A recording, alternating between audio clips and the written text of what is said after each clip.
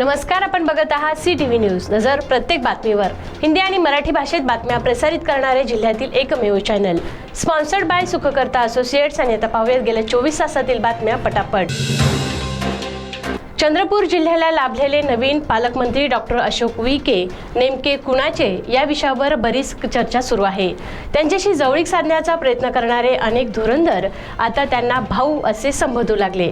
त्यामुळे जिल्ह्याला पुन्हा एकदा नवीन भाऊ मिळाल्याची चर्चा राजकीय वर्तुळात सुरू आहे.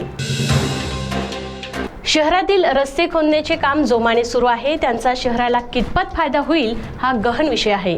परंतु आता मात्र शहरात प्रचंड धुळीचे साम्राज्य असून नागरिकांना या धुळीपासून अनेक आजार होण्याचा धोका संभवत आहे. परंतु पालिका प्रशासन आणि ठेकेदार मात्र याकडे जाणीवपूर्वक दुर्लक्ष करीत आहेत. नवीन महायुती सरकार स्थापन झाल्यानंतर नागरिकांना काही सुविधा आणि खर्चात सूट मिळेल अशी अपेक्षा होती. परंतु ST बसेसमध्ये तिकिटांवर भाववाढ केल्याचे वृत्त नेमके हाती आल्यामुळे नागरिकांना आता प्रवासाकरिता जादा पैसे मोजावे लागणार आहेत. चंद्रपूर जिल्ह्यात आता भाजपाचे 2 गट कार्यरत झाल्याचे चित्र पाहावयास मिळत आहे. एकीकडे जोरगेवार आणि हंसराज अहिर यांचा गट, तर दुसरीकडे सुधीर मुनगंटीवार यांचा गट. या गटबाजीमध्ये बाजी कोणता गट मारेल हे बघणे औत्सुक्याचे ठरेल.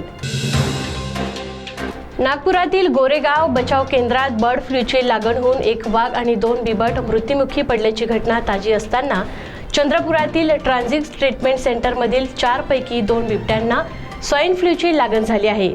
गिधाड आणि वाघानंतर आता बिबट्यांना सुद्धा बर्ड फ्लूची लागण झाली आहे. गडचिरोली जिल्ह्यात दारूबंदी असताना सुद्धा अनेक मार्गाने या जिल्ह्यात दारूची अवैधरित्या वाहतूक होत आहे. काल गडचिरोली पोलिसांनी धडक कारवाई करत 4 चाकी वाहनासह 5,32,000चा दारू साठा जप्त केला आहे. मारेगाव तालुक्यातील वाणोजा देवी येथील एका युवकाचा नांदेपेरा येथे दुचाकी वाहनाचा अपघात झाला. या अपघातात त्याचा गड्ड्यात पडून मृत्यू झाल्याची दुःखद घटना उघडकीस आली. सचिन मधुकर मडावी, वय 36 वर्षे असे मृतकाचे नाव आहे.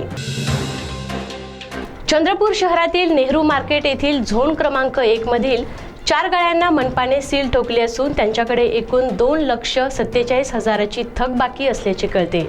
3 वेळा सूचना देऊनही त्यांनी रक्कम जमा न केल्याने ही कारवाई करण्यात आली. तर ह्या होत्या आजच्या पटापट बातम्या. लवकरच भेटूया पुन्हा काही नव्या बातम्यांसह. तोपर्यंत अशाच बातम्यांचे अपडेट पाहण्यासाठी बघत राहा CTV न्यूज. नजर प्रत्येक बातमीवर. नमस्कार.